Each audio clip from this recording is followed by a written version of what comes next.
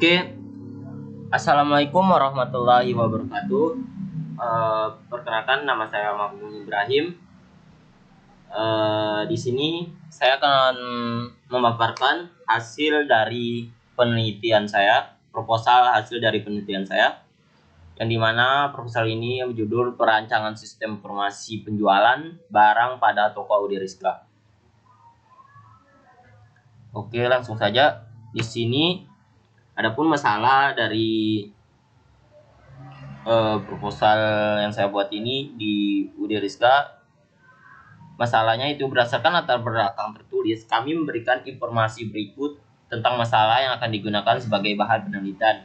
Yang pertama itu, pada toko Audi Rizka masih menggunakan sistem konvensional dalam transaksi penjualan barang. Dan dalam menghitung dan memproses data penjualan barang pada toko Audi Rizka yang masih dilakukan secara konvensional, memakan waktu dan tenaga, juga sering terjadi kesalahan. Nah, di sini ada tujuan. Yang pertama yaitu membuat sistem informasi yang dapat membantu dalam melakukan pendataan penjualan barang pada toko Audi Rizka. Yang kedua, memudahkan customer dalam mengetahui produk apa saja yang ditawarkan oleh toko tanpa harus datang langsung ke outlet tersebut. Yang ketiga yaitu kegunaan hasil penelitian. Kegunaan hasil penelitian atau manfaat penelitian yaitu, yang pertama, untuk mempermudah karyawan toko dalam melakukan transaksi. Yang kedua, dapat mengefektifkan dan mengefisienkan proses pencatatan data penjualan obat. Oke, di sini ada metode yang digunakan. Metode yang digunakan dalam penelitian ini yaitu metode pengumpulan data dan pengembangan perangkat lunak. Adapun tahapan-tahapan yang dilakukan dalam membangun sistem informasi ini yaitu, bisa Anda melihatnya, yaitu yang pertama itu penerapan masalah dan tujuan, terus pengumpulan data, studi pustaka, observasi, wawancara, terus analisis sistem, desain sistem, implementasi sistem, terus hasil dan kesimpulannya. Oke, lanjut. Yang kelima adalah data dan informasi yang diperlukan. Di sini ada dua macam data, yaitu data primer dan data sekunder. Yang pertama yaitu data primer. Data primer adalah data yang diperoleh langsung dari subjek penelitian. Dalam hal ini, peneliti memperoleh data atau informasi langsung menggunakan instrumen-instrumen yang telah ditetapkan. Pada penelitian ini, jawaban dari data primer diperoleh dari hasil wawancara dari karyawan toko.